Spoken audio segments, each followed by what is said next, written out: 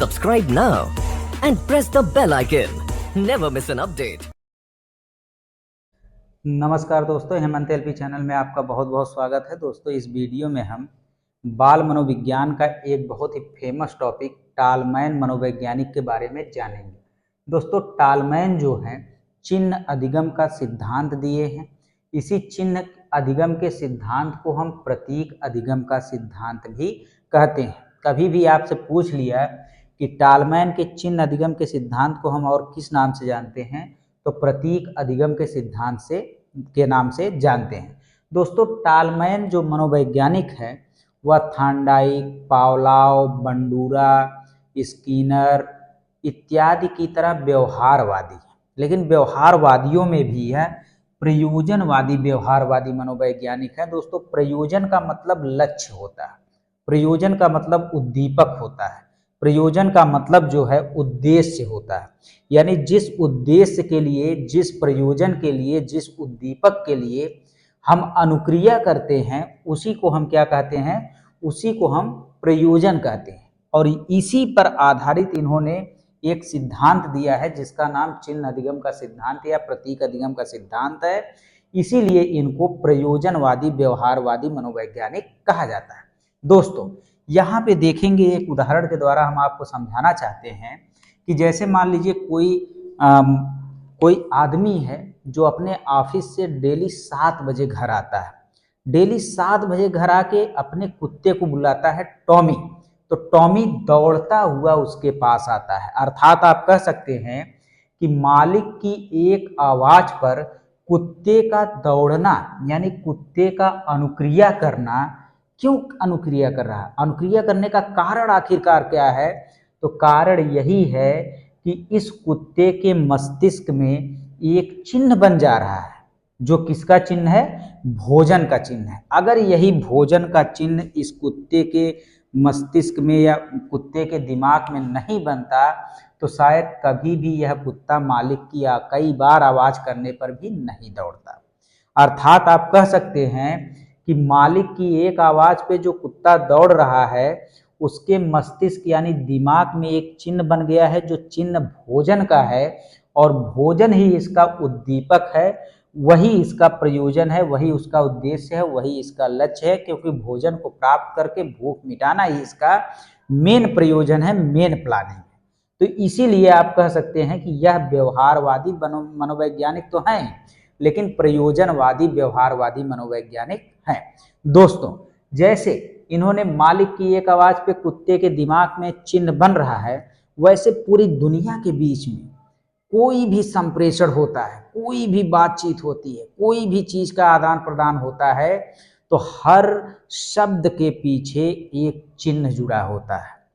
उसी चिन्ह के द्वारा हम एक दूसरे से संप्रेषण या कम्युनिकेशन करते हैं। अगर वही चिन्ह हट जाए, अगर शब्द के पीछे से वही चिन्ह हट जाए तो शायद इस पूरी दुनिया का संप्रेषण यानी कम्युनिकेशन रुक जाएगा। अर्थात आप कह सकते हैं किसी को कलम बता के किताब भी बेचा जा सकता है। आप जब किसी दुकान पर लेने जाते हैं कलम, तो आप कहते हैं कि हमको एक कलम दे दीजिए। अगर वह ला के आपको किताब देता है तो तुरंत आपके दिमाग में चिन्ह बनता है कि यह कलम है, ये तो हमको क्या दे रहा है? किताब दे रहा है। तो दोस्तों, यही है चिन्ह अधिगम का सिद्धांत, जिसका प्रयोग जो है इन्होंने भूल भुलैया पर किया। किस पे किया? भूल भुलैया पर किया। और भूल भुलैया में भी इन्होंने किसका प्रयोग किया? चूहे का प्रयोग किया। इनके प्रयोग का पूरा यहाँ पे ब्यौरा दिया गया है। यह इनका भूल भुलैया बनाया गया है और एक तरफ इन्होंने भोजन रखा है, अर्थात उद्दीपक रखा है। आपको बता देना चाहते हैं कि उद्दीपक क्या होता है और अनुक्रिया क्या होती है। उद्दीपक क्या होता है? उद्दीपक का मतलब ये है कि जिस चीज की हमको सबसे ज्यादा आवश्यकता है वही हमारा क्या है? उद्दीपक। जैसे इन्होंने प्रयोग चूहे पर किया, तो चूहे को सबसे ज्यादा आवश्यक है भोजन, क्योंकि चूहा कैसा है? भूखा है।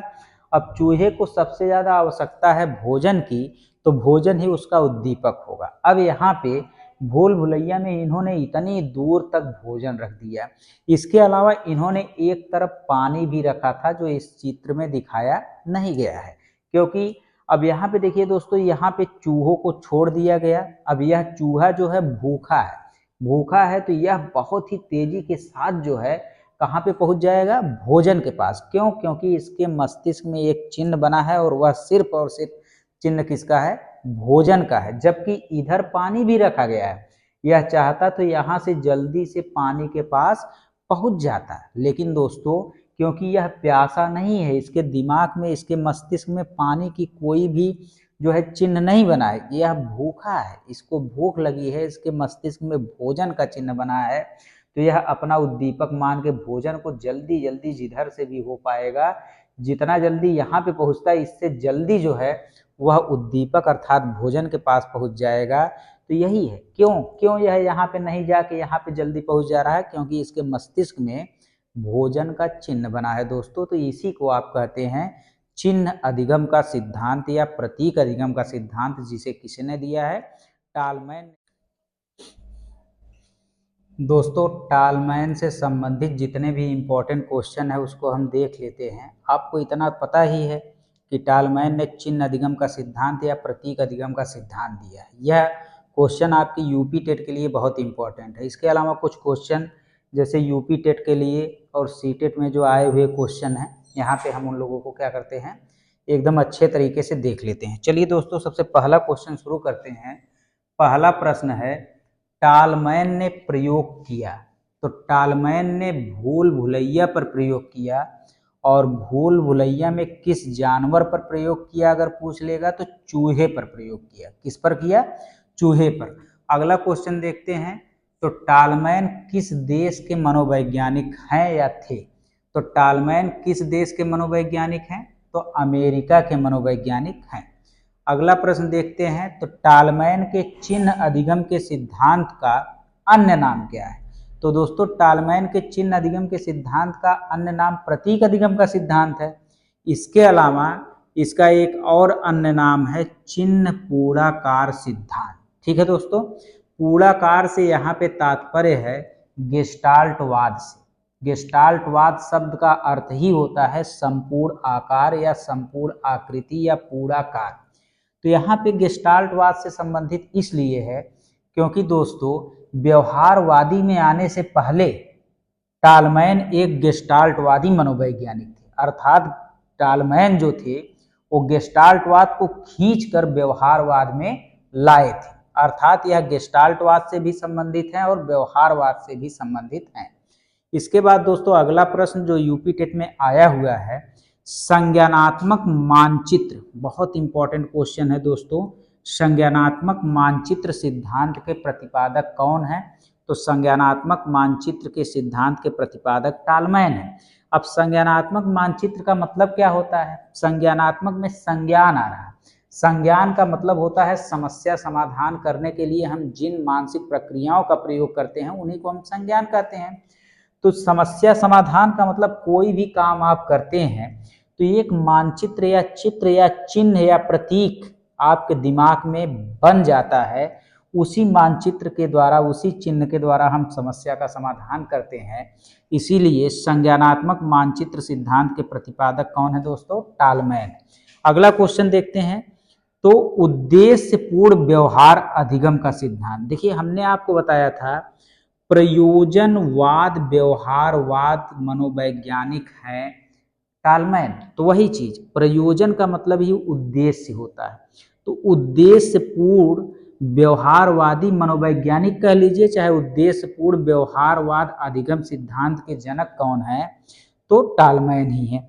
अगला क्वेश्चन देखेंगे, तो उत्तर व्यवहारवाद के जनक कौन है? जैसे प्रयोजनवादी व्यवहारवादी हैं तो वैसे ही उत्तर व्यवहारवाद के जनक भी कौन है? टालमैन है। दोस्तों अगला देखेंगे, तो पशु संज्ञानात्मक मनोविज्ञान के जनक कौन है? संज्ञानात्मक मनोविज्ञान के जनक तो जीन पियाजे हैं। संज्ञानात्मक मनोविज्ञान के जनक जीन पियाजे हैं दोस्तों। जीन पियाजे अगर नहीं रहेगा ऑप्शन में तो ब्रूनर है, लेकिन पशु संज्ञानात्मक मनोविज्ञान के जनक कौन है? टालमैन है। अगला क्वेश्चन देखेंगे, तो व्यवहारवादी गेस्टाल्टवादी विचारक हैं। हमने आपको अभी बताया कि टालमैन व्यवहारवाद धारण करने से पहले, व्यवहारवाद संप्रदाय में आने से पहले वह गेस्टाल्टवादी संप्रदाय के विचारक थे। यह गेस्टाल्टवादी संप्रदाय को ही खींच के कहाँ पे लाए, व्यवहारवाद में लाए। तो इसीलिए व्यवहारवादी गेस्टाल्टवादी विचारक कौन है, टालमैन। अगला क्वेश्चन है, अगला प्रश्न है, टालमैन का सिद्धांत किन संप्रदायों का मिश्रण है। तो वही बात है दोस्तों, टालमैन का सिद्धांत व्यवहारवाद और गेस्टाल्टवाद का क्या है, मिश्रण है। मोस्ट इंपॉर्टेंट क्वेश्चन जो आपके सीटेट के प्रश्न में आया हुआ है, सीखने वाला उद्देश्यों की प्राप्ति के लिए प्रतीकों का प्रयोग करता है। दोस्तों इस प्रतीक से आप पकड़ लेंगे कि प्रतीक अधिगम का सिद्धांत टालमैन ने दिया है, चिन्ह अधिगम का सिद्धांत टालमैन ने दिया है। तो सीखने वाला उद्देश्यों की प्राप्ति के लिए प्रतीकों का प्रयोग करता है, इसे किसने कहा है, टालमैन ने। हमने आपको बताया ही है, आपको कोई भी कार्य करना है, आपका कोई भी प्रयोजन है, आपका कोई भी लक्ष्य है, उसके लिए आपके मस्तिष्क में एक प्रतीक या चिन्ह जरूर बनता है। चाहे आप कुछ सीखना ही चाहते हैं, जैसे मान लीजिए एक खेल क्रिकेट आप सीखना चाहते हैं, तो आपके मस्तिष्क में एक प्रतीक बनेगा, बैट, बॉल और स्टंप, बॉलर, गेंद मतलब बैट्समैन इत्यादि का एक प्रतीक बनेगा। तो सीखने वाला उद्देश्यों की प्राप्ति के लिए प्रतीकों का प्रयोग करता है, यह कथन टालमैन का है।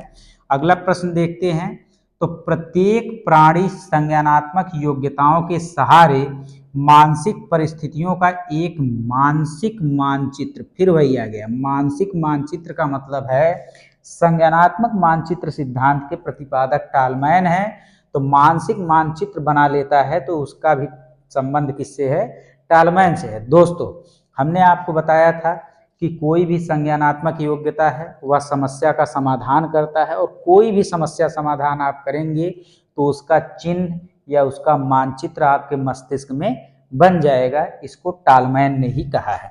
अगला प्रश्न है, अधिगम में पुरस्कार देने पर व्यवहार दृढ़ हो जाता है। जैसे आप अधिगम में बच्चे को कुछ सिखा रहे हैं, 2 का पहाड़ा सिखा रहे हैं, बच्चा पढ़ ले गया, तो उसे आप पुरस्कार दीजिए। पुरस्कार का मतलब यहाँ पे ऐसा नहीं है कि आपको पैसा देना है, आप बस उसे धनात्मक पुनर्बलन कह दीजिए कि बेटा बहुत अच्छा, शाबाश, तुमने बहुत अच्छा किया, वही उसके लिए एक सामाजिक पुरस्कार हो गया।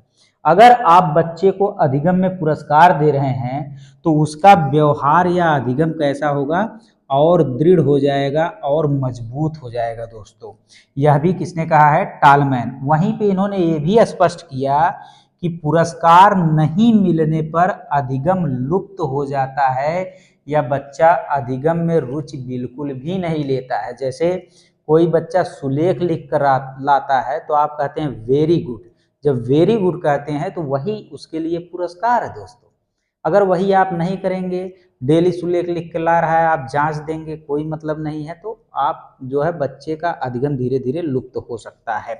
उसके बाद अंतिम क्वेश्चन है, व्यवहार में संज्ञानात्मक मानचित्र। फिर देखिए दोस्तों, संज्ञानात्मक मानचित्रों का निर्माण होता है, यह किसने कहा है, तो यह टालमैन ने कहा है। दोस्तों अगर वीडियो पसंद आया हो तो चैनल को सब्सक्राइब करिए, दोस्तों में शेयर करिए, वीडियो को जो है कमेंट करिए, किस टॉपिक पे आपको जो है वीडियो चाहिए उस पर कमेंट करिए कि हमें इस टॉपिक पे वीडियो चाहिए। धन्यवाद दोस्तों, बहुत बहुत धन्यवाद।